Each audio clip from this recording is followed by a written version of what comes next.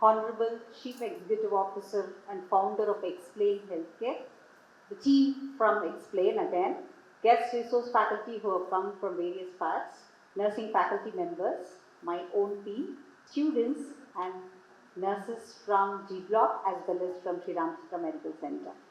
A very, very warm good afternoon, and I bring the warm greetings from Sri Ramachandra Institute of Higher Education and Health and Research to each and everyone.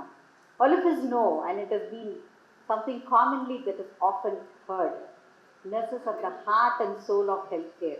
Is it not? Yes. And COVID definitely told to the entire world how much nurses are so important.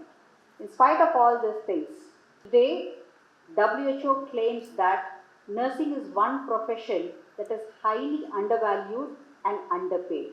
And that's the reason International Council of Nurses has proclaimed this year's Nurses theme, the International Nurses Day theme, is something related to economic care. So nurses are considered as the economic power of care.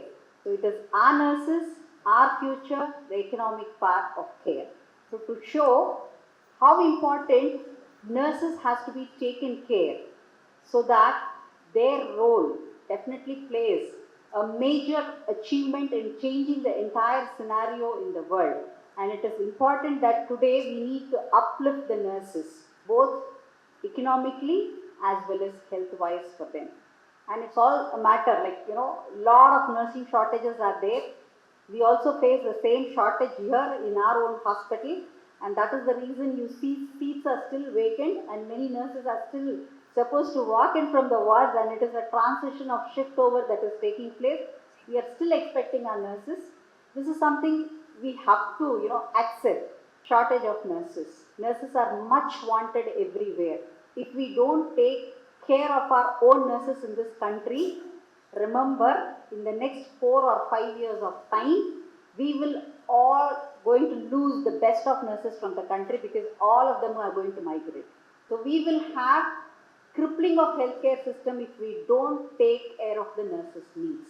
So when Mr. Gowri Shankar approached me to take this initiative to empower our own nurses, I was so, admired with his vision, and I told a big yes. And with the support of our management, today this symposium is possible on the economic power of care, the changing dynamics of professional nurse. So at this juncture, I really welcome Mr. Gowri Shankar, who is the CEO and founder of Hxplain Healthcare, and the other members, Ms. Srilata Vasaraj, who is the Learning and Development Hxplain Healthcare, and also we have Ms. Jayashree, who is the co-founder of this Hxplain. We also have certain important members who are going to deliver important messages to the entire crowd. I know a person who is already well known to all the nurses, in fact in Tamil Nadu, Ms. Lakshmi Subramanian, who is the Executive Director of Global Adjustment Foundation. And we also have Ms. Shanthi Mohan, who has joined us from Education USA Advisor for the US-India Educational Foundation. Welcome you all. And we also have Ms. Anitha George, who is going to join online. She's a neurosurgery team leader at NHS Hospital, and she's going to come to talk to us something really about global placements for nurses. And we also have our own Mrs. Jyothi, the lecturer from Department of Obstetrics and Gynaecology Nursing. So I really take this opportunity to welcome each of the resource faculty for this event. I hope your information is going to be very, very fruitful to all our nurses and nursing students here, and they will have a further exploration and answers to so many questions they do have in their mind. Last but not the least, I have my entire team of obstetrics gynecology faculty who have taken all the efforts to conduct the show today. So welcome all of the team members and my own faculty team who has joined from the College of Nursing, my nursing students, and our team of nurses from the hospital. Again, I wish to place here in this Sri Ramachandra campus, the nurses function in an integrated manner. The education and service are united together. We don't stand as separate pillars. We are all united together. We know what is our strength and potentials, and we work for each other. So with this say, hearty welcome to each of you, and hope you will enjoy this 2-hour session as such. Thank you so much. It's a pleasure to be with all of you, and it's especially a good time to be together when we are commemorating the International Nurses Day. So as we all know, International Nurses Day is celebrated throughout the world to show the importance of nurses. But in the last 4-5 years, I think, especially after COVID, it's not just been the International Nurses Day when the focus is on the nurses. I think it's almost every day we keep talking about the nurses. I have a personal experience of having worked with the nurses during the COVID. I was working with all the hospitals to rewrite the processes on protocols to be followed for protection of the nurses and the hospital staff while dealing with COVID patients. And at that time, we also had the opportunity to work with the government of Tamil Nadu to set up non-hospital COVID centers. So we were converting a whole lot of schools and colleges for COVID care for any person with, who could be managed outside, whose, oxygen levels were better. So that when we were doing, we had the support of nurses, and we saw firsthand in the hot month of May wearing PPE kits. I don't know how many of you actually have had the experience of wearing a PPE kit and working in a highly infectious ward. It's quite a painful task in an AC room, and it's even more difficult if you're working in a center where there is no air conditioning and you are dealing with patients over there. Even though you know it is important to protect yourself, at some point in time the heat comes out. I remember nurses coming and showing me, how do you expect us to work when the gloves is full of water? The sweat is gone into the gloves, and that's the kind of work which is one-off for others, but it's a daily experience for nurses working in the wards. So that's something which I have seen. And then I also had the privilege of starting my career working with a corporate entity and learning about processes, protocols, systems in hospitals and other things. And later on, when I started working with hospitals outside the corporate setup, and I thought it was just a matter of replicating those processes outside, and then everywhere it would be the same, and then reality hits you. You start going out, seeing hospitals where you're seeing the conditions in which the hospitals are run, and nurses still have to manage. There may be a doctor visiting and going, but bulk of them. I don't know how many of you know some of the statistics which I would like to just share with you. 73 districts out of 640 districts in India do not have a registered nurse, not even one registered nurse. That's quite amazing, isn't it? We come from one part of the country where we are privileged to have excellent institutions like Ramachandra, which produces wonderful nurses like you. How many of you know how many nurses are there in Tamil Nadu? Can anyone guess? Make a number. How many nurses are working in India? 4 lakhs in India, Tamil Nadu. Pretty close, yes. Andhra Pradesh has the highest number of nurses, registered nurses. They have 3,87,000 nurses. And Tamil Nadu comes a very close second with 3,85,000 nurses. But if you take BSc nurses, Tamil Nadu is number 1. Andhra has more of GNMs and not many of BSc nurses. We have more of BSc nurses over here. And if you take the Andhra, Tamil Nadu, Kerala, Rajasthan, Karnataka, they account for 60% of the total number of nurses in the country. I've still not talked to you about how many nurses are there in the country. Still, I haven't got any guesses. Anyone want to make a guess? There are 3.3 million nurses. In Indian language, 33 lakh nurses for a population of 140 crore. We are talking about 17 nurses for 10,000 people. What is the WHO recommendation? How many nurses are required for a population of 10,000? Double that number, 37. How many nurses are there in the rich countries, America, UK? These are the people who keep making the noise that we have a shortage of nurses, right? How many nurses do they have for 10,000 people? 127. Okay. So India faces a very, very unique challenge. On the one side, WHO reports say that Philippines and India are going to be the global suppliers of nursing faculty, nursing professionals for their requirement. That's the WHO report. On the other side, we need to literally double the number of nurses even to meet the global WHO statistic of 37 nurses for 10,000 people. And like I told you, 63 districts don't even have a registered nurse. So we have a very complex contradiction over here. Now this contradiction does not just stop with the numbers. Numbers just speak half the story. What is the second half of the story? A doctor provides you with the treatment plan. What does the nurse provide? Care plan, right? Nursing care plan is the nurse's job, right? Yes or no? Patient care, right? So, it's very important as the role of a doctor. The doctor provides the treatment plan and how to implement it. How do you provide it to the patient?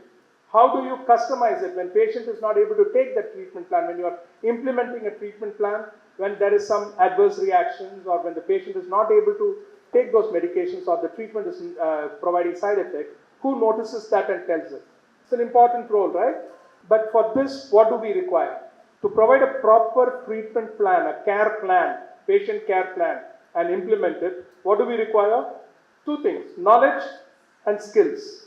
And does knowledge end with you getting your BSc degree or your JNM, ANM, post-basic, MSc, PhD degree? Does it end there? It's an ongoing process. And we live in a digital world where medical equipments, medical technology, treatment plan is constantly changing. Every day new treatments. We didn't know something like COVID existed till a few years back. In the next few years, we won't know what's going to come in. Now, increasingly, we are getting home care nursing. A lot many more patients are getting discharged from hospitals and going home, but they don't have anyone to take care of them. And therefore emerges nursing care requirement as a home care nurse. Then there is public health planning. When you're doing these immunization plans, when you want to talk about, remember that we are moving away from infectious diseases to lifestyle diseases. Now when we move from infectious diseases to lifestyle diseases, the treatment is not just restricted to hospitals. So when we are moving away, the treatment plan needs to change. We need more of public health planners. Now, who better suited to work in public health planning, administration, seats on the board of hospital administrations, to define the care plan for hospitals, research on what is the best way to do it, how do you bring in newer methodologies of treatment, how do you marry the two. Technology is coming up with a lot of innovations or simplified ways of doing things or providing care. How do you marry that with the patient who requires a care plan? That requires intense knowledge of patient behaviors, complexities of dealing with patients, and all this requires a lot of knowledge, a lot of skill, a lot of updating yourselves. Senior nurses sitting here will come with a wealth of experience of how they have dealt with patients in the past. They will share with you a whole lot of experiences that needs to be replicated. And when you're talking about constant learning on an ongoing basis, you need a mechanism which does not require you to sit in a classroom. Not all of us can afford. We also, like we saw the kind of shortage that we have, we need a lot many more people to come in. We need you to understand that nursing is only one of the 5 professions that requires a license to practice. In all the different varieties of jobs which are available, in all the different professions that are available in the country, there are only 5 professions which require a license to practice. Who are the 5? Doctors, lawyers, architects, chartered accountants, and nurses. Like our principal just told, of these 5 people, who are the only persons who are not considered or given the due respect as professionals? Why? It's easy to blame everyone, right? It's easy to say that they don't respect me, I don't get the recognition, they are not treating us properly, they are not paying us well, our work conditions are not improving. It's always the other person, it's not me. But change starts from within, right? Who knew that IT profession would go on to dominate the world and Indian professionals will become global leaders in IT? Who thought that Sundar Pichai will head the IT company, Google? Who thought about all these things? Now, nurses need to claim their position as leaders in healthcare. Their leadership positions are available. It's just that we need to equip ourselves in leadership skills also. We spend a lot of time learning. Medical field is not an easy to learn profession. It's a very difficult profession. You are reading anatomy, physiology, care plans, a whole lot of scales, more scale and this scale and that scale and a whole lot of things. All these things you're learning, yes, given. That's bedside care or patient care. But in addition to that, you also need to equip yourself as leaders, as planners. And that's what our wonderful panel of speakers who have been put together, coming from 4 different people, 2 of them nurses, 2 of them not nurses but who have worked extensively with nurses and in the field of education, are going to tell you how you can equip yourself, how do you go on this path of leadership so that you stake claim to the leadership roles that you deserve, the professional respect and position that you deserve. And if you don't stake claim for it, you can't blame others for not giving it to you. Nobody comes and gives anything to anyone. With these words, I welcome you all. Thank you for coming here. Please do enjoy the sessions. You'll learn a lot. Thank you. I stand before you to present, keeping in pace with medical tech, the need for knowledge and skill. Sir has made me very easy before I could start, because the introduction, whatever the statistics I wanted to give you, already sir has explained. But as we all are aware, we need to update our knowledge, skills. It is not only for our future, but also for the day-to-day activities. As we come across our nursing education, yes, nursing education, we focus on 3 important domains. Yes, what is the first one? Cognitive, yes, which is exclusively what we use our knowledge from our mentors, or it can be from our teachers, or what we learn from day-to-day activities. The next comes the domain which is attitude. Yes, when we have a proper knowledge, behavior, the attitude plays an important role, not only to provide quality care to the patient, but also quality education to the students. And the last one's the psychomotor. Psychomotor, very our skills, hand-on skills to provide the care to the patient. So I'll be by another 15 to 20 minutes. Let me take you to the journey like how we have to update our knowledge and skills in our nursing profession. See, when we speak our nursing profession, it is very vast. Yes, vast, wherein we are not only sticking on to education to provide quality care, but we are also, as man told, we are having an integration program between service and education side.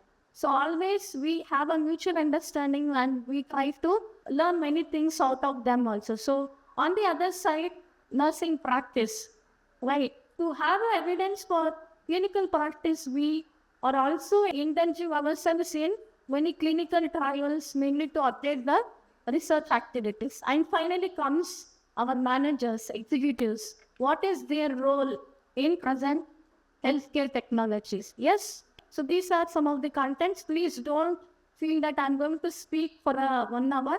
I'll make it very simple to make you understand what are the recent trends in our medical advancement. So let me tell something regarding what is healthcare technology, application of healthcare technology, what are its benefits, trends. We know because trends are the important concepts wherein we have to come across so that these applications can be used in our various field of our nursing education.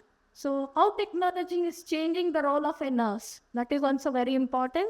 And impact of technology in present nurse practicing, like because we all know that nurses are overwhelmed with the work, shortage of nurses, we have to manage. So how this technology has changed the role of a nursing, and how this technology is changing our healthcare professions, and the technology, how it is easing our day-to-day nursing activities. Okay, so nurses, we nurses, we are in a great demand. Yes, great demand is not only because of the population growth, aging population, but also the third factor is medical advancement. That is the technology what we are following in order to provide education and practice for our competent nurses. Okay, so for this, what is very important, we have to update our knowledge. How we can update the knowledge? By indulging ourselves in continuing nursing educations and undergoing so many training programs which will not only make us to update the knowledge, but also we will be very compensate or compassionate to provide patient care. Okay. And in today's, if you take the healthcare delivery system, it can be at the national level, central level, national level, and at the state level, whatever for that matter, technology is playing an important role, okay, in a healthcare organization. So many of us, we have heard regarding the word nursing informatics. Yes, nursing informatics is application of knowledge, our attitude and skills, okay, for a nurse, which is very important for all the nurses, how to collect the data, store the data, recreate the data. It can be for 5 years data, or it can be 10 years, or whatever the matter for that. So how we can even the process the data. So one of the best example is our health information technology, which is giving very easy accessibility for whatever the data we want by just clicking a button, so that the entire data of the patients can be required. And very important, competence. Okay, competence is not only needed whoever is working as a bedside nurses, but also it is very important to the other cadres of our nursing profession, especially the clinical managers and the executives, maybe the administration side. So for this, nursing educations, to make it more appropriate, the technology is playing a very important role. Why this technology? Mainly to share the nurses and making them get trained how to provide a quality care, improve their skills, so that now we have a better name and fame for the institutions what we are working for. On the other side, not only the nursing practice, if you take the student nurses, yes, or students who are enrolled into the education, see, by using our smartphones or tablets, okay, they can be able to access to the wealth of knowledge. Okay, when I tell wealth of knowledge, now it is very digital era, very we have digital textbooks, e-learning modules, okay, different platforms, so that they can not only update their knowledge, whatever we do take the classes, but also they can, in order to enhance their knowledge, they can go to different educational websites, or it can be platforms to update the knowledge. And it is not a stressful situation. It is a very free situations wherein they can be very comfortable in their own phase. They can make the learning experience very good. So now, what is the definition of medical technology? Yes, medical technology is something, application of science, okay, to develop some sort of solutions. See, because we all know that for any problem there is a solution. So these medical technologies will help not only the nurses, but also any kind of healthcare professions to find some solutions for any outbreaks of new diseases. Like all this, sir was telling, even man was telling, COVID made us to use the technologies in a better manner. So this mainly to prevent or delay in the onset of diseases, or it can also be not only prevention but also promoting by indulging ourselves in a very good healthcare scenario. So moving further, health technology. So according to WHO, it is application of organized way of handling the knowledge and skills. When you are using any kind of, it can be medical devices, it can be any kind of any new medications if you want to have a trial, okay, or if you want to find out any what vaccines are best suitable, whether it is Covishield, Covaxin. There were so many studies which was going on way back in the year 2020, mainly to identify to what better the efficacy rate, not only efficacy rate, but also the side effects from that. Okay, so whenever any new innovations are coming, so this health technology is making us to develop a solution to the problem of the health and how to improve the quality of life. Okay, this is something regarding health technology. So to make it very simple, now today we are going to see another 3 more sessions, like how this healthcare technology is having an impact on the nursing profession. So any kind of technology, what we are adopting us in order to update our knowledge and skills. Okay, so it can be in the form of medical devices, like can be cardiac monitors, it can be ventilators for that matter, when there is a technology wherein we require. Or it can be IT systems wherein by using any kind of software or new applications of apps, okay, algorithms mainly to identify this is the flowchart, how this, what the treatment should go on, okay. And artificial intelligence. Nowadays, we are in this era, artificial intelligence, for that matter, very important, which is playing an important role in our healthcare technology, and which all these are something which is designed to support our healthcare organization in order to provide quality education and quality care to the patients. So now, how this healthcare technology is having its implications or applications. So the first and foremost, it is very important for early diagnosis and treatment, okay? So there are so many studies and the researches which is going on. One best example what I can share you is International Business Machine Corporation. They are doing so many studies and they have found out that Huntington's disease, which is one of the neurological disorder, by using the MRI's images, we are able to diagnose this new diseases and we are able to treat the patient at the early stage so that we are preventing the complications further and so that the mortality, morbidity will be reduced. This is one of the examples how healthcare technology is having its implications in the nursing profession and medical profession. Medical imaging. So everybody, we all are aware. So we have ultrasound machines, okay, not only to identify the sound waves, light waves, the blood flow, but also take an example, a pregnant woman who is coming to the antenatal OPD for her checkup. And I'm going to tell regular checkups. The 5th month we do a scan. What is the scan called as? Anomaly scan. Why this anomaly scan is done? Please don't mind as I'm in the obstetrics and I'm just giving the relevant information to you all. Yes, anomaly scan mainly to identify the structural deformities. If it is so, then we may have to think over for medical termination of pregnancy. So this technology, again, it is helping us to apply a simplification.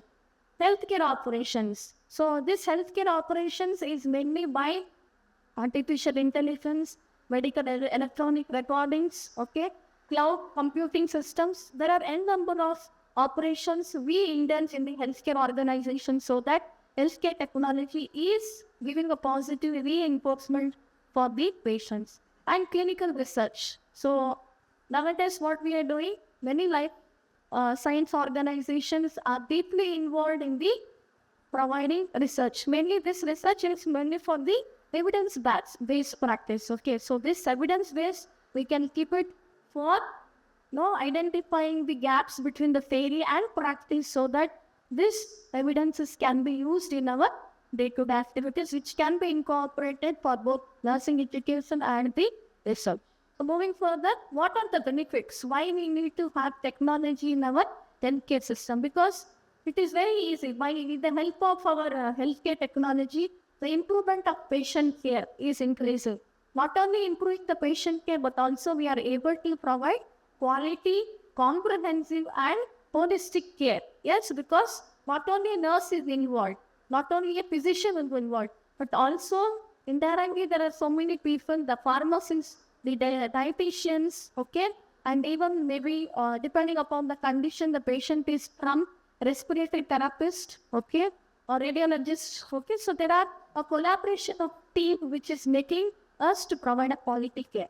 And real-time information exchange, because as we all are aware nowadays, telemedicine, telehealth are playing an important role by sitting in front of, it can be a desktop or it can be a laptop, tablets, whatever it is. If we have internet facilities, we can do wonders. Yes, even the remote person who is sitting in a rural area, we can have a real-time exchange of information, both one-way and two-way communications by just having a digitalizations, of course. And by this healthcare technology, the patient and the healthcare team members are feeling very flexible in handling this technology. So now, what are the important innovations in our nursing education? Okay, so we speak about virtual reality, augmented reality. Okay, so by implication of this, what is ultimately we are updating ourselves. One is critical thinking, yes, reasoning, making clinical judgment, and appropriately taking the decisions in handling the patient. So mobile learning. So mobile learning, best example what we do in our Ramachandra is LMS, that is Learning Management System, wherein we have a blended learning, not only a physical environment of taking the classes, but also we have online, wherein the students can get updated in their own paced manner. Okay? And they will be able to easily access different, as I've already told you, educational website, or it can be educational apps. Okay, so wherein it is given as an assignment so that they can learn and they can update their knowledge and skills, whatever the subject it can be. Telehealth and telemedicine, this is, we all are aware, wherein it is a use of digitalization, wherein by sitting in front of what is that, laptop or smartphones, or it can be any desktop, we can speak to the patient in any kind of remote. So COVID has made so many changes in this healthcare and telemedicine.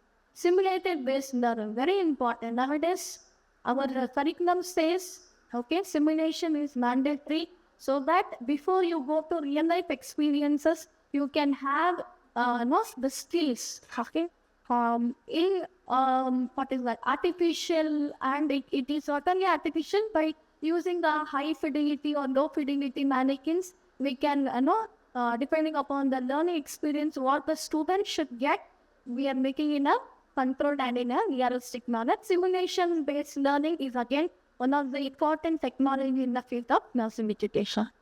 So this is some things where technology played an important role in nursing education. Now let us see how it is changed the role of nurse. So monitoring. So we all know that it can be in the emergency room or it can be in the ICU. We use so many monitors. These monitors are, I think, a sensors where if any variations in the vital signs, or it can be saturation, there will be a beep sound where it alarms the nurse wherever she can be in the corner, or she can be sitting in the nurse's station for documentation. If there is any alarm which is taking place, then she will be winding up all her activities and she will be attending the patient. That is all mainly because of this education, or this healthcare technology. Okay. This next one is medications. So medications in olden days were the nurse, when she was in the she has to adjust the drop rate. So for this minutes, the patient should have 8 drops, 10 drops. Okay, she also literally calculated. But nowadays, with the help of some medical devices like infusion form, syringe, a patient-based medications are being given. Okay, this is again achieved by our medical technology and healthcare technology. Health records. See now, if you see MRD, okay, any organization for especially hospitals will have medical record system which is done now digitally. That is electronic medical recording, which keeps all the health records of the patient. Okay, become easily recognized by just clicking or typing the hospital number or register number of the patient. And moving further, we have a smart beds. Okay, smart beds for the patient who is unconscious. Okay, we have to monitor the movements, mobilization.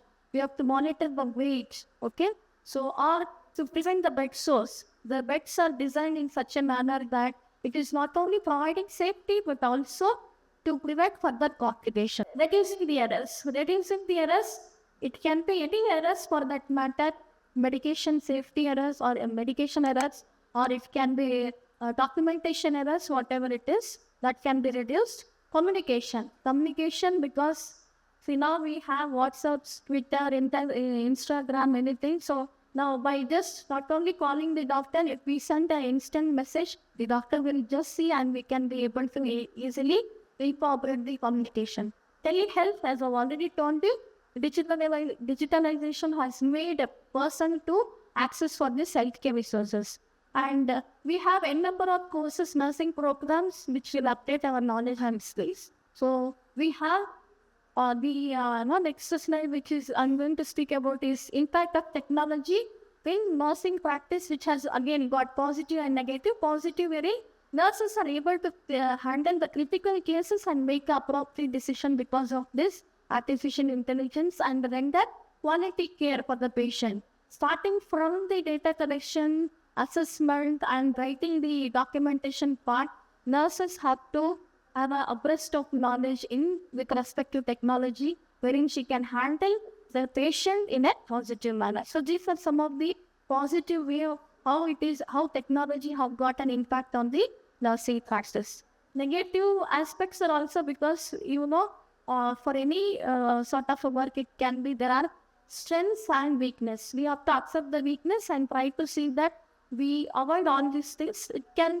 sometimes nurses becomes overwhelmed of all these disturbances because of some technical errors, or it can be because of inexpensive or expensive the technological monitors, or it can be any devices when it is not in a working status, okay, and it is really need for that particular patient, then it becomes a troublesome, which will be on the negative side. And when all this happens, she'll be very decreased in her performance, and quality care would be deteriorated. Okay, and what is very important is we have lack of time. Everybody tells that we have no time. Yes, still we have to find time in order to uplift our knowledge in the technological aspect. So somehow or the other, we have to use the valuable time in updating our knowledge towards this technology on the resources. Okay, so how this technology has improvised our nursing profession when we compare with that of medical profession? Very easy for because accessibility is there, faster communication happens. When there is a faster communication, we will be able to provide better quality care. Appropriate diagnosis, because at a one stretch of image, we can identify where is this fault is, and we will be able to provide care.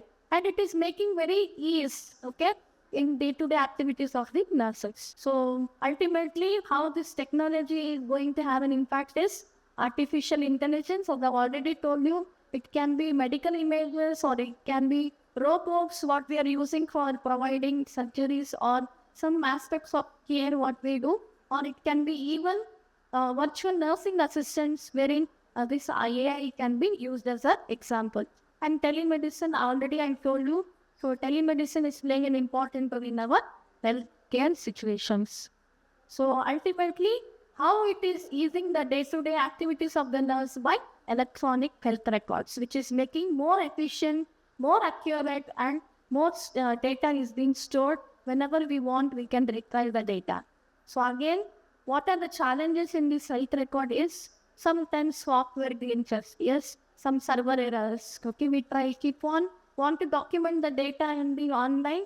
So when there is a server error, it can be errors. There can be it's little troublesome, and privacy concern, very important. So whenever we want to maintain any confidentiality, the password which is being leaked, okay, that can be breached, and there can be sometimes cyber attacks wherein entire the software which is being maintained in any kind of educational institutions, or it can be any healthcare professions, it goes, becomes a challenging one.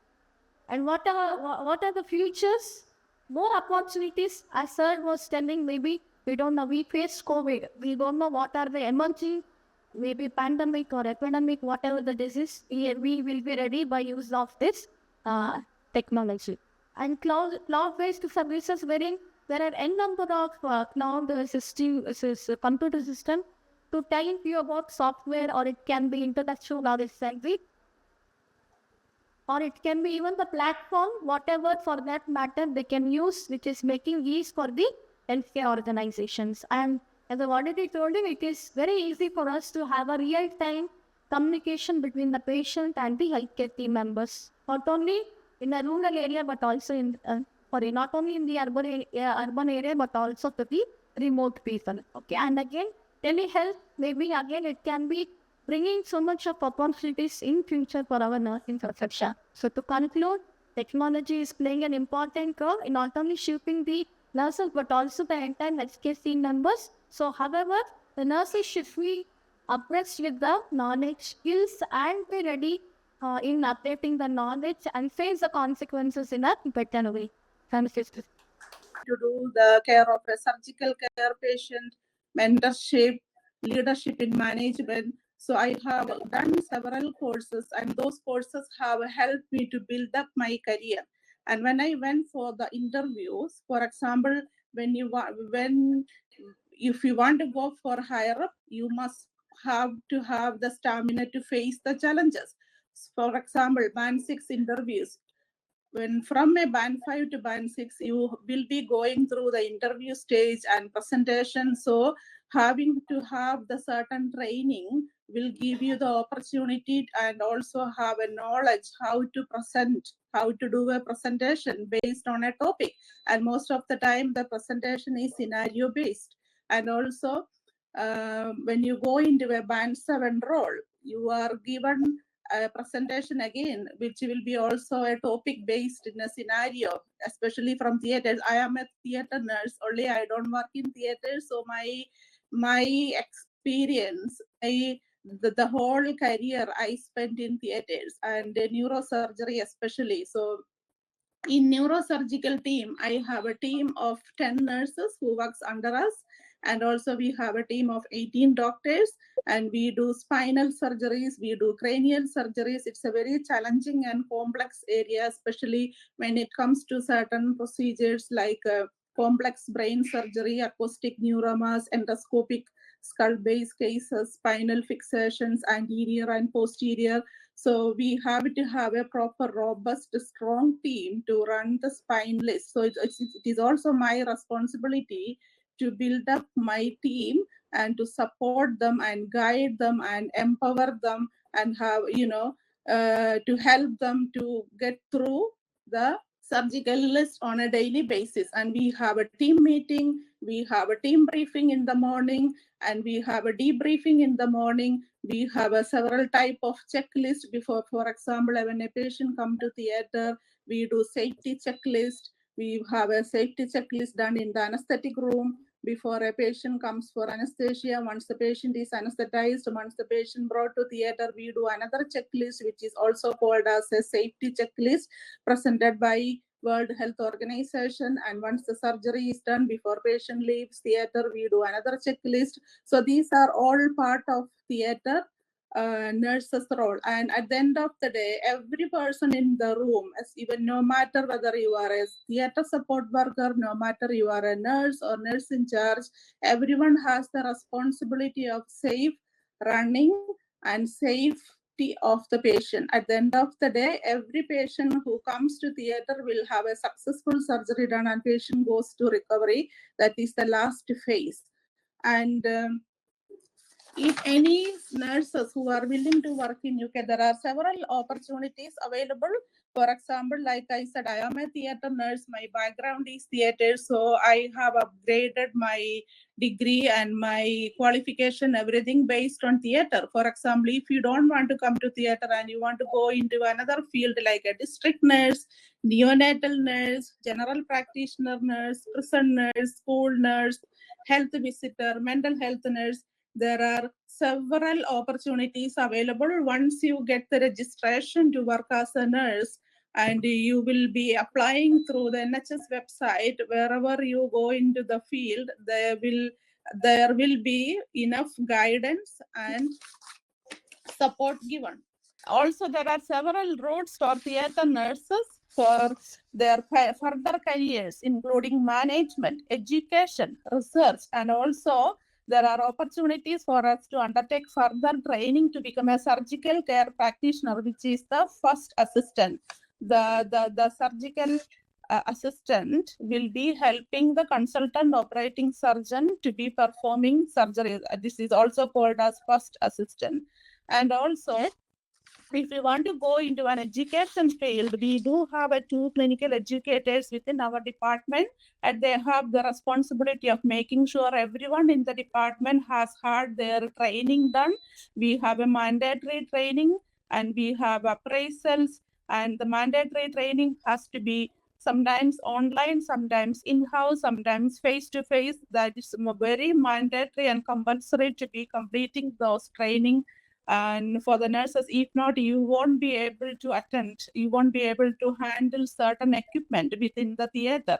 I did a diploma in general nursing from India, and I wanted to top up my degree, and I had the opportunity to do the master's. So these progression and upgrading was done with the support from the clinical educators. So they were the one who guided me to get into the right channel. So like I said earlier, for a nurse, there are more than enough support, guidance, and training given once you join NHS. In addition to my role, I have a responsibility and I have a role in daily communication with administration team. So the administration team is a separate team who works collaboratively with the theater management. So administration team in theater means they have the responsibility of booking and scheduling patients. They have also, their role is also including daily cancellations, theater utilizations, theater efficiency, and productivity. And they pull out the data for every week. They look at the daily cancellation of each patient, and they look at how much theater list has been booked, how much list is overbooked, underbooked, and those kind of things are dealt by the administration team. So within the administration team, there are general managers, deputy managers, there are schedulers, and service support managers. So we have a weekly meetings. As the senior theater nurse, I have a weekly meeting. They go through what happened over the last 1 month, how we can avoid the cancellations, and what are the, trying to find the root cause of cancellation, and trying to troubleshoot how we can do better in the upcoming list.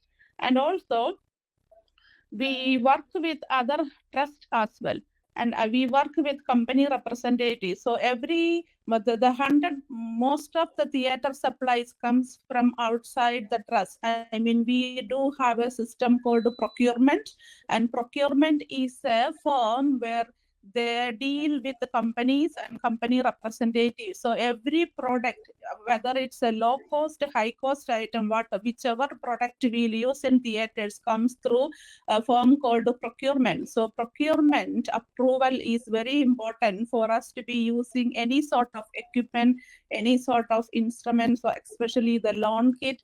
Most of the spinal fixations are done using lawn kit, and that is provided by a company, and the trust hire them. So those companies we registered with the trust, and then we use their product, and we use their support, we use their service for the spinal fixations. And there is also a system called software we use in theaters, which is called Cerner. So every documentation we do in theater, for example, when a patient come to theater, before patient goes to anesthesia, there is a documentation. So there is nothing manual written in theater in UK. We use a centralized system in NHS, especially in my trust, which is called as Cerner.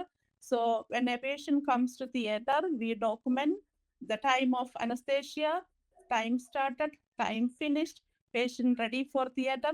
So once the anesthesia part is done, that part is finalized and then hand over to the scrub team. So whereas in India, where I was trained, there was no a separate anesthetic team. In UK, we have a separate anesthetic team for the patient being put to anesthesia. We have a consultant anesthetist, we have a junior anesthetist, and we have operating department practitioner, which is equivalent to a nurse. So that is the team who are responsible for patient going into anesthesia. So once the anesthetic part is done, patient is then wheeled to theater, then the patient is looked after by the surgical team and the nurses.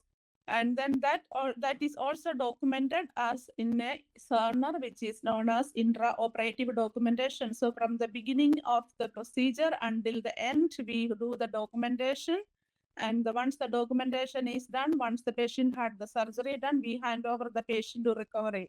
So there are, as I mentioned, the documentation is done through a centralized software system, which is called as Cerner. Pre-operative documentation, intra-operative documentation. Once the patient had the surgery, patient is then handed over to recovery, which is a recovery phase, and that is called as PACU. PACU in theater, PACU in recovery, that is the post-operative documentation. So once the patient had the surgery, then the patient goes to the ward. The ward nurse is taken over the full responsibility of the patient. So theater nursing in UK is slightly different than what we do in India. There is no hierarchy. Whether I am a senior, whether I am a junior, whether I am a care assistant, I have the responsibility, and also I can talk to a surgeon, I can tell the anesthetist if I notice, if I see something wrong, I can always tell them, I can always judge them. Look, that's not right, this is the way you should do it. And we have to have the stamina to challenge the surgeons and the anesthetists and the surgical team. Like I mentioned earlier, theater is a complex area, and we are working in a multidisciplinary team of the people, radiologists, company representatives, clinical educators, anesthetic team, surgical team. So there is a group of people, and there is no feeling of, oh, am I going to be told off, or am I doing this right? Or what if, oh, I don't need to tell, okay, just keep quiet, and that person has done something wrong, I'm not going to make a big fuss about it. But that's not the case. You have the right to say yes or no. At the same time, you have the right to point out, look, doctor, you are not doing things right. Yeah. So there is no need to be feeling of scared. It takes some time. At the beginning, when I was a very junior, I used to be feeling very scared, and I used to be feeling, oh my God, how am I going to survive? But then as time moves on, as working daily with the same team, and you build up your stamina, you build up your skills, you build up your knowledge, and then you will become an efficient scrub nurse and an efficient theater sister, and then an efficient theater team leader. And then I have a manager which is band 8, and she is the clinical theater lead. And in my department, there are 2 clinical educators, and we have 11 theaters, main theaters, especially the major surgery in ENT, general, urology, orthopedics, ENT, and we do have a separate 5-day surgery theater. So everyone works in the department will be rotated in each specialties every 2 years, so that everyone gets the responsibility and everyone gets the opportunity to expose our areas, and so that will help that person to cover the on calls, weekends, and for our we do have a theaters running 24 hours, and then if you have to cover a case after out of hours, you should cover what you are paid. So like I mentioned, in theaters, if anyone interested in theaters, in my opinion, I strongly recommend you to be joining, which is you get a lot of opportunities to build up your career.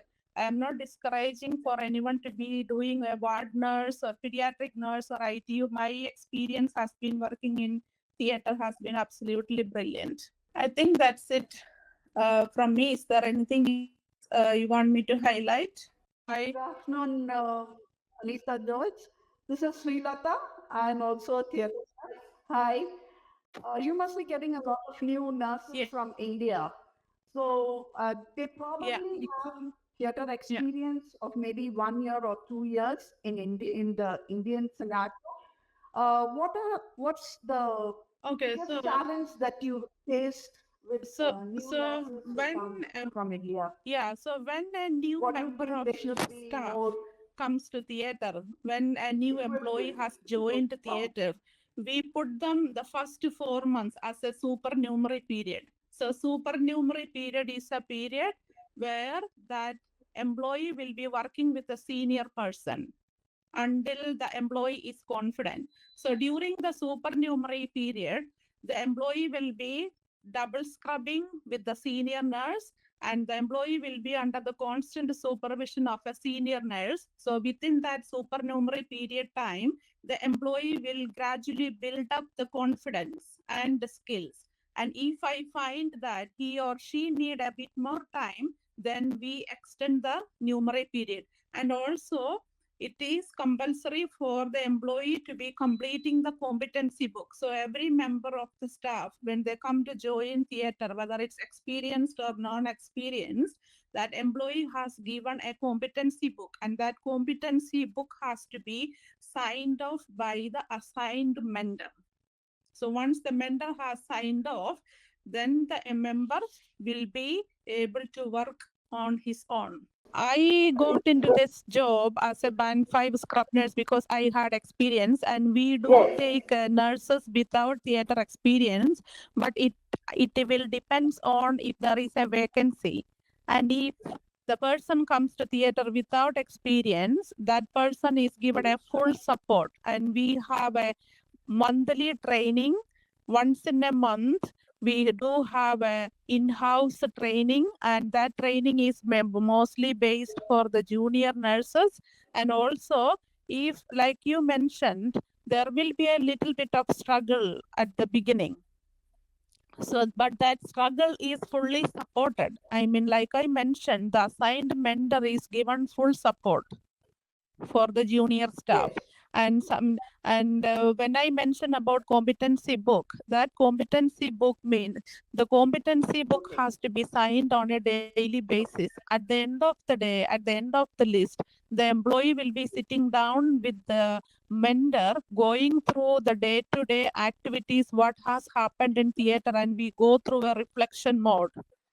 And when I was mentoring, when I was coaching my junior staff, when I get the opportunity, if there is any MD theatre available, I take that junior nurse to that MD theatre, and I do like for example, in neuro is a very heavy complex area. So I give my junior nurses to give a scenario, so they will have to show me and do things in front of me. Like for example, when I ask them, can you please go and get this? Can you please position, how do we position the patient for a posterior cervical foraminotomy?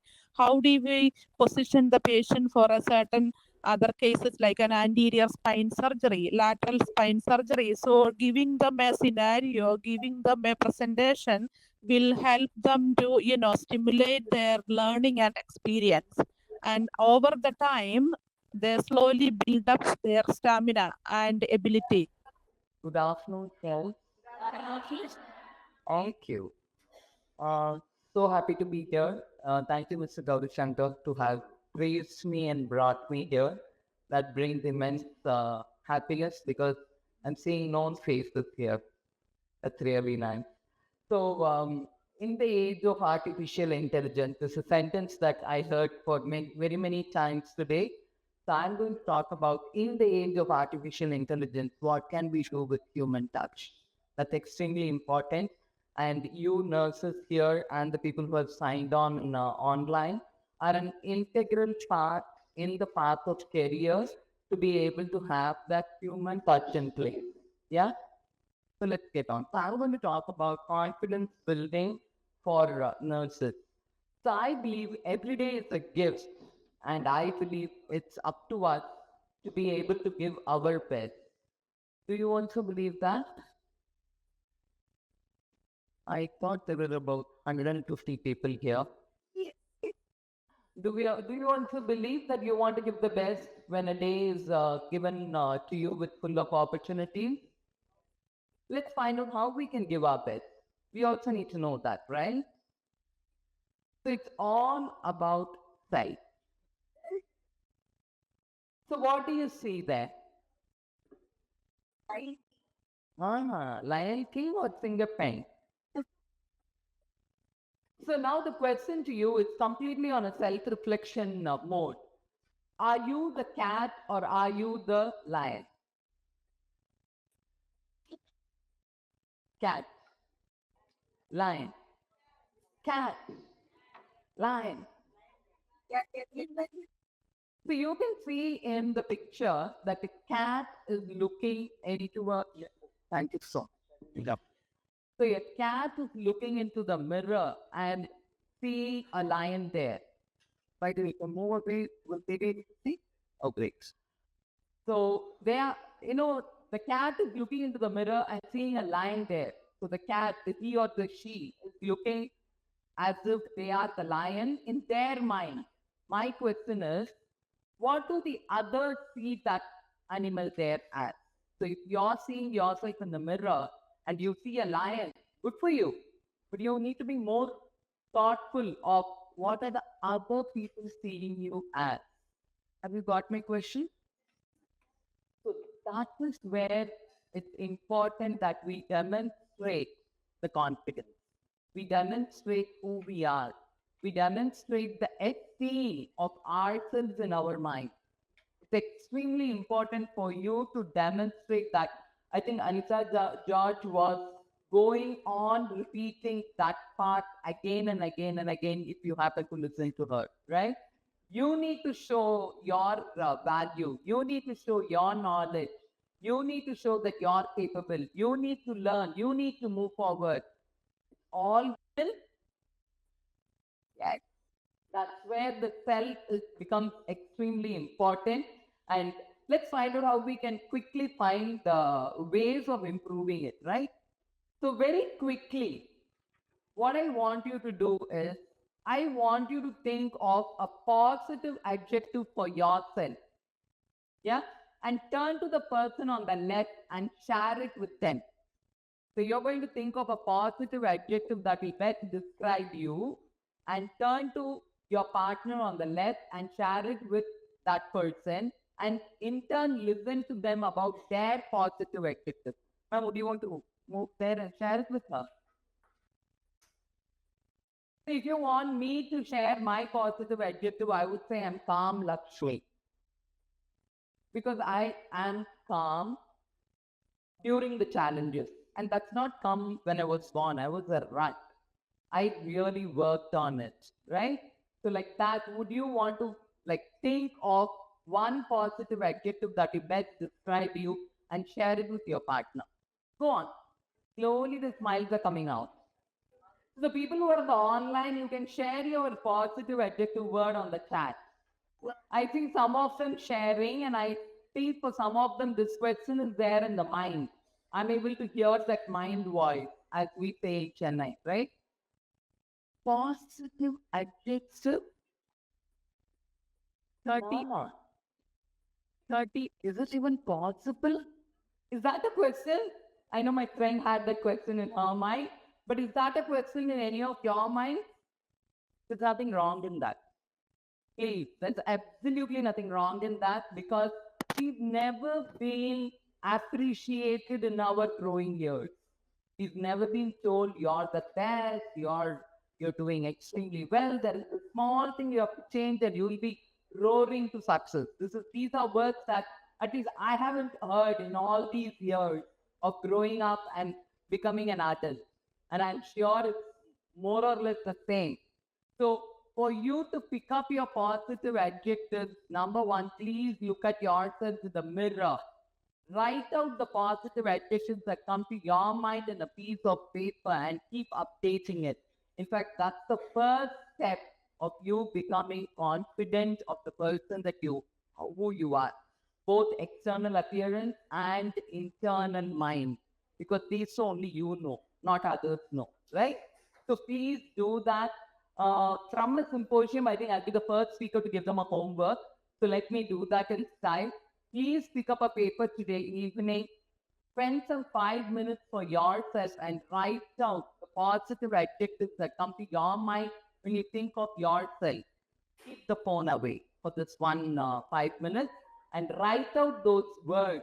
When you start looking at those words, then you realize you are unique and you can be proud of yourself. And that's one way of looking at yourself as a very confident person. You know, nursing profession is one which sees strangers every day, right? When you go into the room number 1, every day you're going to see a new patient along with a new set of attenders. So when, this is science which says when you meet a person, whether you meet them or they meet you, there is a judgment that happens about the first impression of the person, right? So that first impression, if you want to give it 100 marks, this is how the breakup will be. 55% is on how you look. 38% is on the way you speak, and only 7% is on what you speak. So if you want to score over 90, we are extremely critical about scoring over 90, right?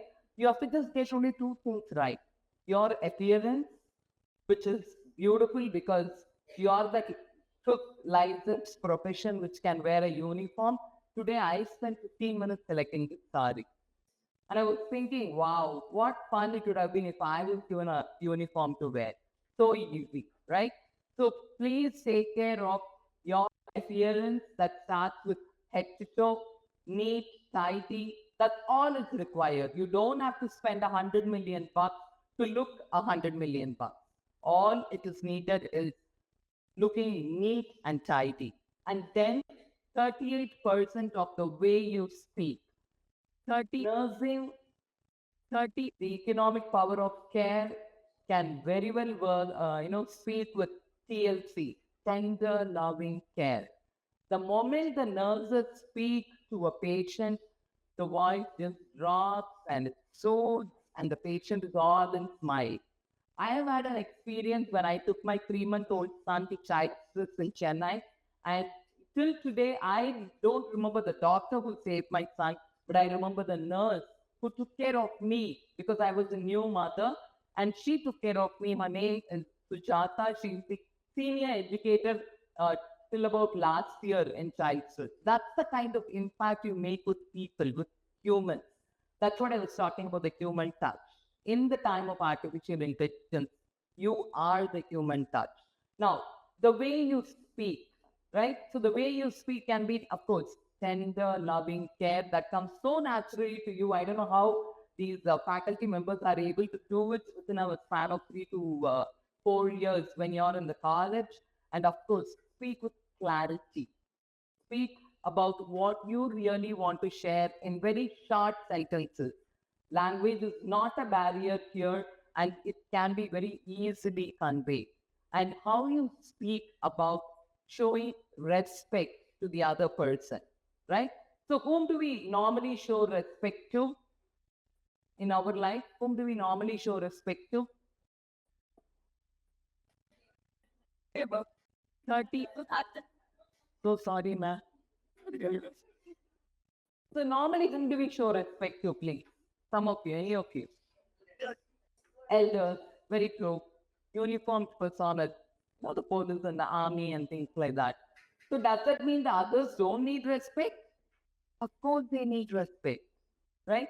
So can we do a very small activity of understanding how we can show respect by just looking at ourselves? Are you in for that? Yeah, a very small activity. So I'm going to talk about the same sentence 3-4 times, and I want you to identify with what emotions I'm trying to say. Is that a deal? Yes. Yeah? Great. 30. I want to talk to you. Ah, Petre. I want to talk to you. Huh? Urgency. I want to talk to you. Order. I want to talk to you.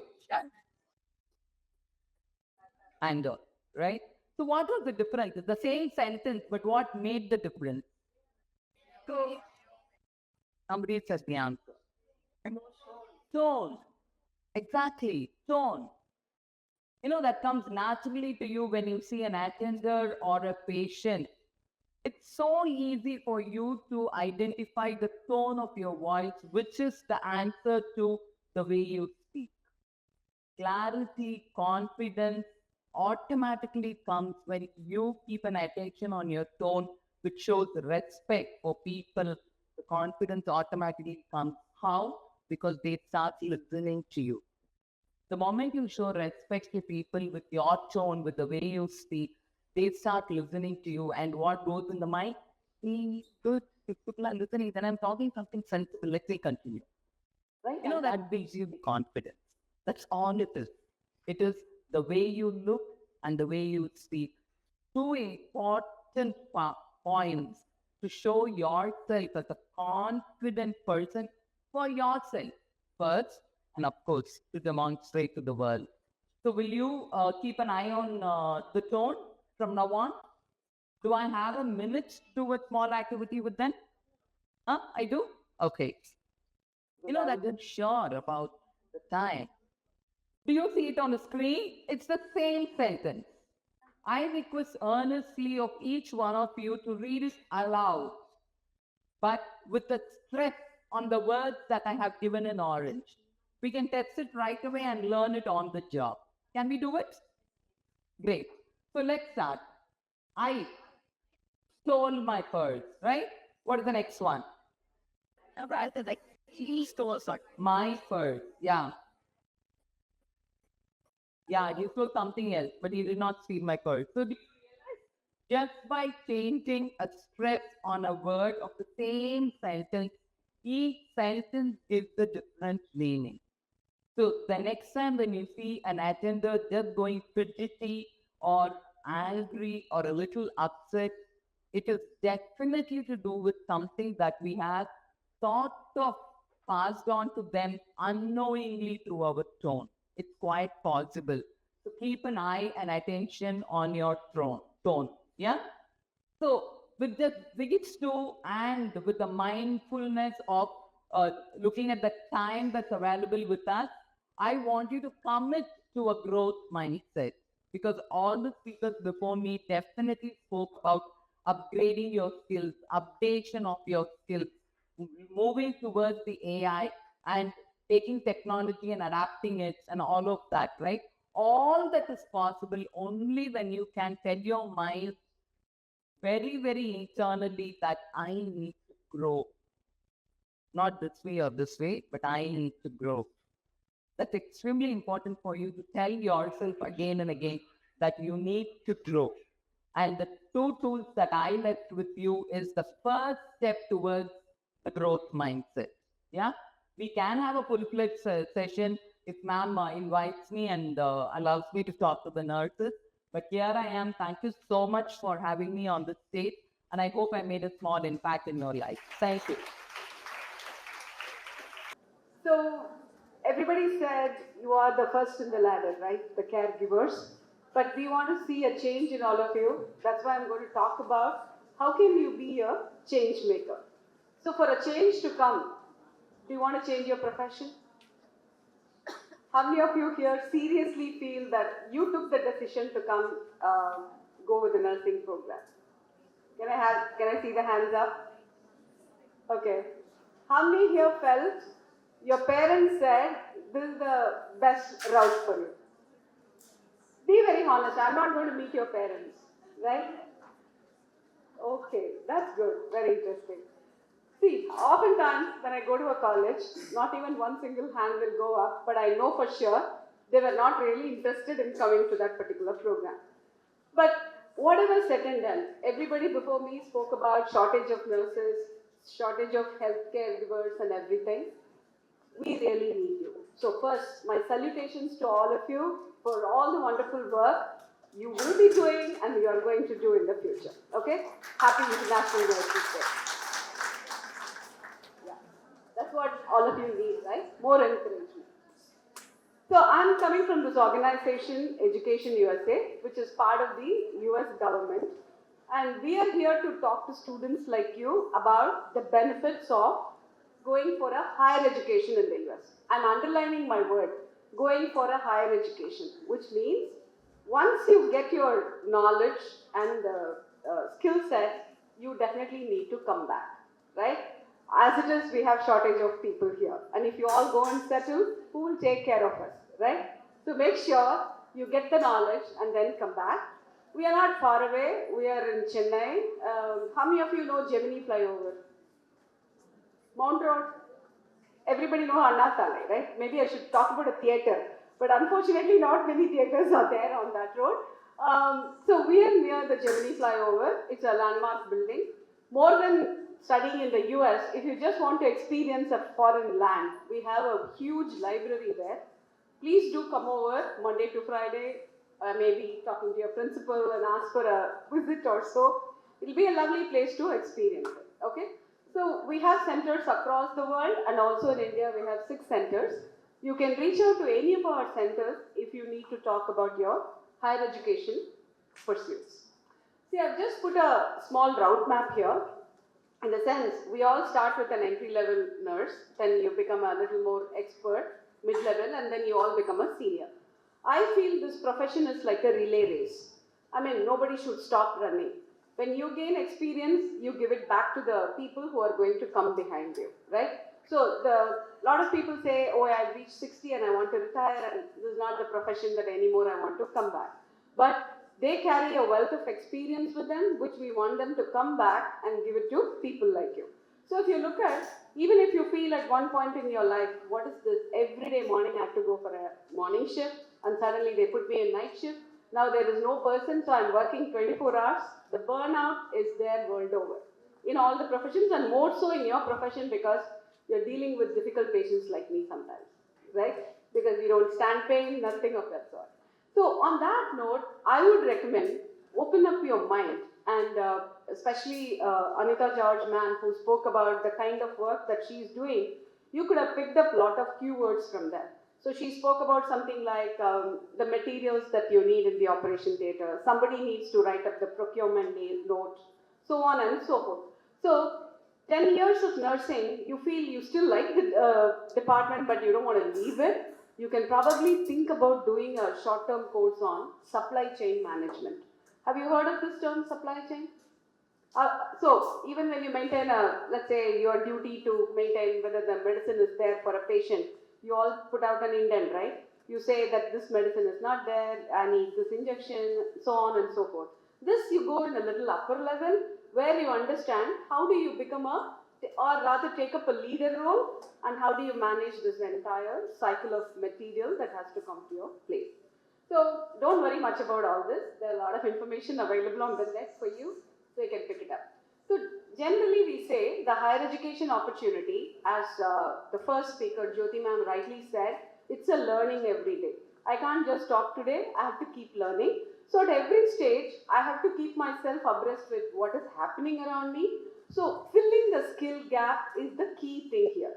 Higher education can be just filling the skill gap, or it can be like, I want to acquire next level of proficiency in my education so that I can move up in the ladder. So you can decide what is important for you, and accordingly you can pick up any of the choices that I have listed here. Country, of course, I'm not specifying which country to go with, because my knowledge is limited only with US, and I don't know how it works in the other countries. So I will only always say that country of preference as US. And also, a lot of people want to go, but there is also one thing you have to keep in mind, the coming back.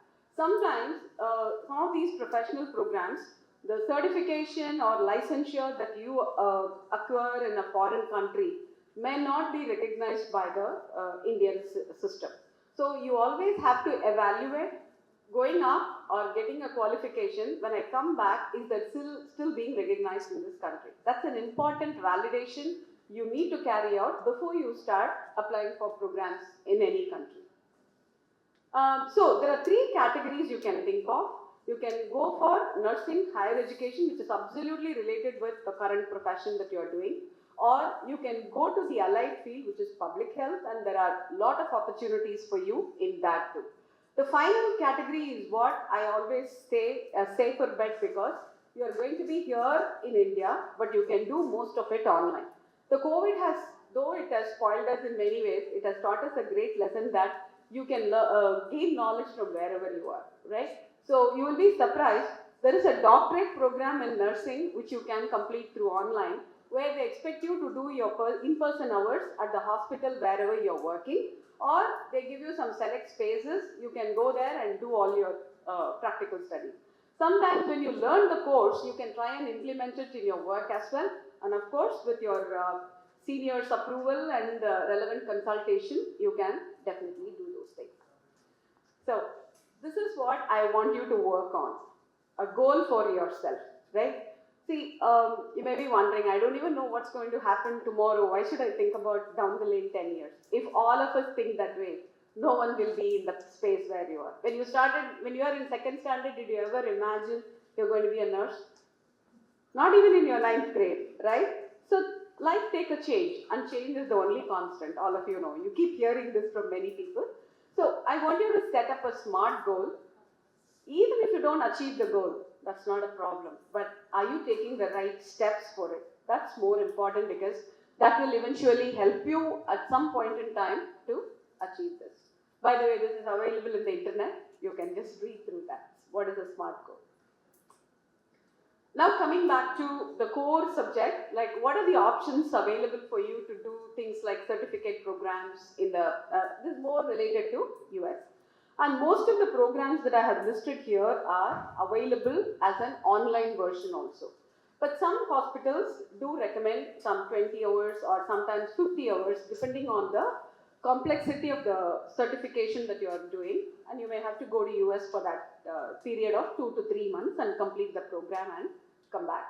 So there is an interesting field that's coming up now, forensic nursing.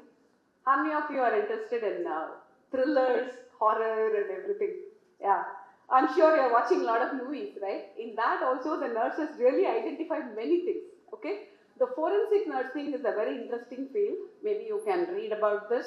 And there are graduate certificate, general certificate programs are also available. And the last one is for primarily people who decide to quit the profession. Please don't leave. You can do this to become a mentor for many others, right?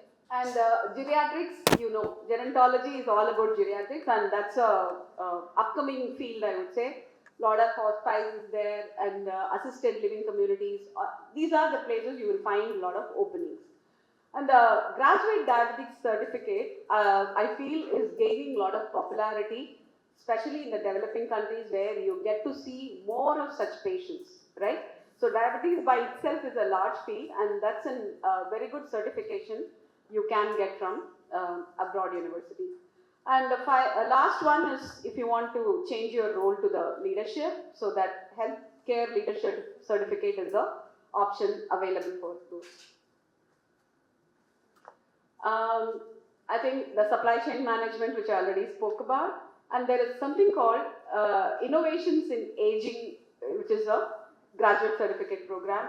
This is primarily for attending to those people who are aging, and you're working with them on their day-to-day health routines, everything. That's an interesting concept I just came across. Maybe it's available in India, I'm not sure, but you can check on this program because a lot of takers we see are moving towards that.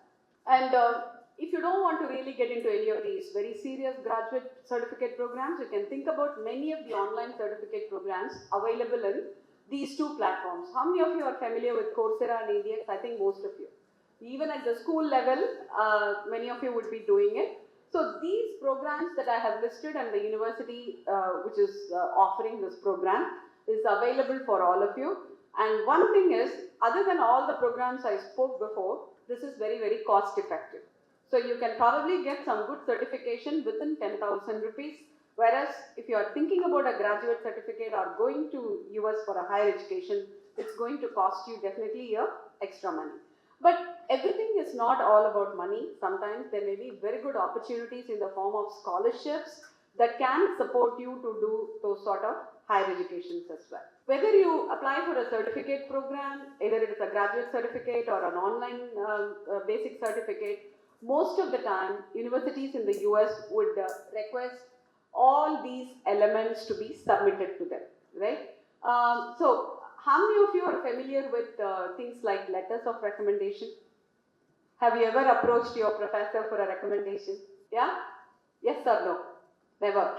I think if in case you want to grow, the growth definitely requires this letters of recommendation, because this is what is going to take you to the next level. There are many aspects to it. I know we are running short of time. I'm not explaining much on them, but you could just see it on the screen for you. This is all about doing a professional nursing program in the US. So you need all those elements to apply to master's level nursing program. One beauty of US is that even if you don't have a prior nursing degree, but if you are interested in doing a nursing program, at the master's level also, they have a program for non-nurses. But the basic requirement is you should have completed your bachelor's degree from India, and they teach you right from the basics. It's a bit lengthy program. So what you may finish in 2 years, you may end up doing almost 3 to 4 years in this non-nursing program. The next is a typical straight path, which is Masters in Nursing, and there is also another thing called MS in Nursing. There is quite a difference between Masters in Nursing and Master of Science in Nursing. Master of Science in Nursing is more on the theoretical side, and it helps you to be a mentor, whereas Master in Nursing is taking you to the next level of professional excellence. Okay? And of course, Doctor of Nursing. The Doctor of Nursing program also you can do if you finish your bachelor's in nursing here from India. But what they expect is, if you want to be if you want to be in the DNS program, they also expect high level of competency from you, and having experience in India working in such complex, like she spoke about the neurology theatre and other things. Those sort of profiles will be very helpful for you to go for DNS programs. And the PhD is again theoretical, more for the teaching purposes. So choose whichever is the line that you want to take up. These are all the variations that you will find practicing nursing practitioners, or you want to just do a doctorate in nursing. And the final one is very important, the anesthesia practice, which is like one of the as important as another anesthetist, right? So all these are opportunities that are available for you. Common requirements, any program that you want to apply to under any of these categories, they will definitely need a language proficiency. So English language proficiency exam is mandatory. So you either do an IELTS or TOEFL. And in addition to that, in one of the online platforms, they offer you a communication skill program, especially for people in the healthcare industry. So you can even get yourself trained with that, familiarize the terminology, etc. And then you can prepare for these proficiency exams too. There is also a licensure for some programs which is required. You complete the licensure exam of US, which is the NCLEX. Now there is a new name for it, which is called Next Gen NCLEX. We call it NG NCLEX. So you have to prepare for the licensure exam. You can take it from India, and it is an online exam. It's more like intuitive. So depending on the way you are answering the question, we call it CAT, Computer Adaptive Test. Depending on the way you are answering a question, the question complexity will increase. They will judge your level of learning, level of understanding, and accordingly they will give unique questions to you. No two students will take the same exam. So that's the beauty of the CAT based exams that you can see. And this is an important organization that everyone must be aware of, which actually recognizes the foreign educated nurses. It's called Commission on Graduates of Foreign Nursing Schools. So they welcome foreign educated nurses, obviously because they also need more people, but we want you to get qualified there and definitely come back. This is the NCLEX that I was talking about. For every state in the US, there is a different requirement. So if you go to this website of NCLEX, it can give you all the details on how do you take up the exam, how do you register, what is the fee, and things like that. So this is also an important website that people can refer to, which is called Common Application for the Nursing Program. It gives you a lot of information about the industry and how it works. And there is a Forbes website, especially for education, that gives a lot of details about health programs in the US and more specifically about nursing. And already it shows the expected growth of registered nurses, right? Everybody spoke about the WHO's data and all that, so I'm not elaborating much on it. So I want you to take the road less traveled and be a leader and a torchbearer. Good luck and thank you everyone for listening to me. I know say end of the day all are tired and exhausted. I just make it as simple as respected dignitaries on and off the dais. Members from the digital healthcare, they explain digital healthcare technology, nursing fraternity member, my dear students, very good evening to all gathered here. In lieu of International Nurses Day 2024, a symposium with the theme of the economic power of care, changing dynamics of the professionals is organized by Sri Ramachandra Faculty of Nursing in collaboration with the Hxplain Digital Care Technology Private Limited. At this juncture, I deem it a great privilege and honor to propose vote of thanks for this novel and joint venture. An event like this cannot happen overnight. It needs meticulous planning, two-way communication, and tireless effort to execute the event. First of all, let me thank God Almighty for the blessing for the success of today's event. I wish to submit my sincere thanks and heartfelt surrender prayers to our management for providing us a wonderful platform to conduct the event. I express my heartfelt thanks to the inspiring leader, the great visionary, Mr. N.J. Gowri Shankar, CEO and founder of Hxplain Digital Care Technology, for his great vision to empower nurses through the symposium, as well as unfolding team, and also being the moderator for the entire session. Thank you, sir. I am obliged to thank our vibrant transformational principal, Professor Dr. Nalini, Principal Faculty of Nursing, for the delightful welcome address, as well as the timely guidance and enduring support provided throughout the program to conduct the event in a smooth manner. Thank you, ma'am. I indebted to thank Ms. Jayashree, MD, co-founder, Hxplain Digital Care Technology Private Limited, for the motivation and support. I owe my heartfelt thanks to today's speaker for the symposium, Ms. Jyothi K, lecturer, Sri Ramachandra Faculty of Nursing, Ms. Anitha Johns, neurosurgery team lead, Band 7, Imperial College of Nursing, UK, and Ms. Shanthi Mohan, educated US India Educational Foundation, and Ms. Lakshmi Subramanian, Executive Director, Global Adjustment Foundation, for sharing your expertise. Thank you all speakers. I thank Ms. Sheelata Vasraj, she's a nurse by profession. Now she's manager for learning and development for Hxplain Care Technology, and she's briefing the activity as the Hxplain Care Technology. Thank you, ma'am. I sincerely thank the member who silently worked behind the screen from the day of planning till date. She's Dr. Kavita, Associate Professor of Sri Ramachandra Faculty of Nursing, and Anitha, Digital Care Technology, for the successful conduction of the program. And as well as I thank all the OBG team members for their sincere effort to execute the event. I fondly acknowledge the services of Mr. Joe and his team for the communication department for making the event to occur through the Zogo platform, and as well as it was went on through the hybrid mode. Thank you, communication team. And I thank all the members of the Digital Care Technology for conducting the gaming event, so that the audience were very interested at the beginning of the program. I immensely thank all the participants, nurses, students from Sri Ramachandra Institute of Higher Education Research. I thank the administrator of SIHAR, DNS, ANS, other nursing supervisors for allowing them to attend the program. Even after, in spite of their duty schedule, they could be able to make it possible.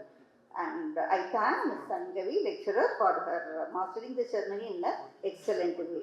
I acknowledge the timely service of photographers, artists, caterers, other supporting services, our office staff, and office secretary as well. Finally, I thank once again who all helped directly and indirectly for the success of the program. Thank you, Anna.